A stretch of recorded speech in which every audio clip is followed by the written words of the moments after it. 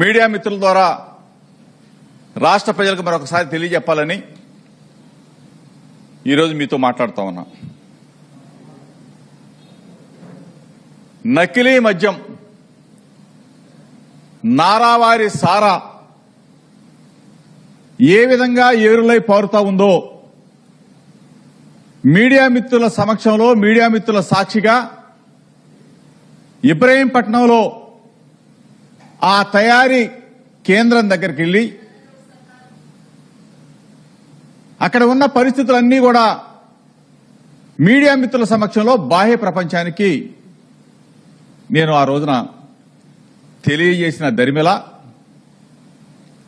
రాష్ట్రం మొత్తం కూడా ఆ నారావారి సారా ఏ విధంగా బ్రాందీ షాపుల్లోకి వెళ్తా ఉంది, బ్రాందీ షాపుల నుంచి ప్రతి గ్రామంలో ఉన్న బెల్ట్ షాపుకి ఏ విధంగా వెళ్తా ఉంది, ఆ బెల్ట్ షాపుల ద్వారా ప్రతి గడపకి కూడా డోర్ డెలివరీ ఏ విధంగా జరుగుతూ ఉందనేది ఒక బాధ్యత గల పౌరుడిగా, ఒక బాధ్యత గల వ్యక్తిగా, ఒక బాధ్యత గల ప్రతిపక్ష పార్టీకి సంబంధించిన ఒక నాయకుడిగా ఆ రోజున రాష్ట్ర ప్రభుత్వాన్ని, చంద్రబాబు నాయుడిని, లోకేష్ ని ప్రశ్నించా.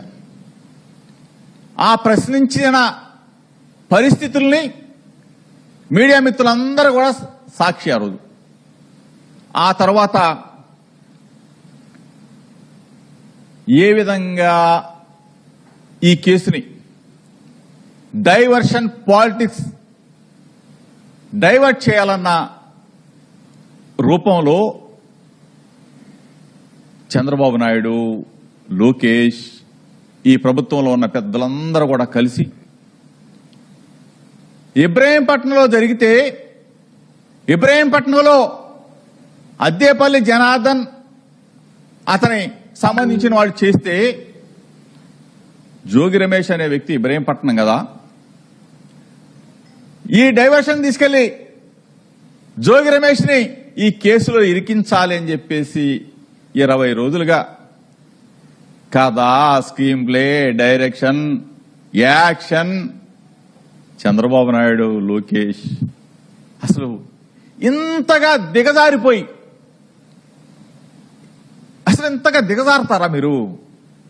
ఈ స్థాయిలో జోగి రమేష్ ని బదనామా చేయాలా, వైఎస్ఆర్ కాంగ్రెస్ పార్టీ మీద నింద వెయ్యాలా, నా హృదయాన్ని గాయపరిచారు, నా వ్యక్తిత్వ జీవితం మీద బురద జల్లే కార్యక్రమానికి ఈ ప్రభుత్వం శ్రీకారం చుట్టింది. చంద్రబాబు నాయుడు, లోకేష్ శ్రీకారం చుట్టారు. వెను వెంటనే పాత్రికేయుల సమక్షంలో రాష్ట్ర ప్రజలందరికీ చెప్పా, చంద్రబాబు నాయుడు నా హృదయాన్ని గాయపరిచాడు, నా వ్యక్తిత్వాన్ని దెబ్బతీశాడు, నేను దేనికైనా రెడీ, ఫస్ట్ సిబిఐ ఎంక్వైరీ కోరాం, రాష్ట్ర ప్రభుత్వాన్ని డిమాండ్ చేశా, సిబిఐ ఎంక్వైరీ ఏమని చెప్పేసి అడిగాం. దానికి సమాధానం లేదు. సరే, దానికి సమాధానం లేదు కదా, లైట్ డిటెక్టర్ టెస్ట్ కి నేను రెడీ అని చెప్పా. ధైర్యంగా దమ్ముగా దానికి సమాధానం లేదు.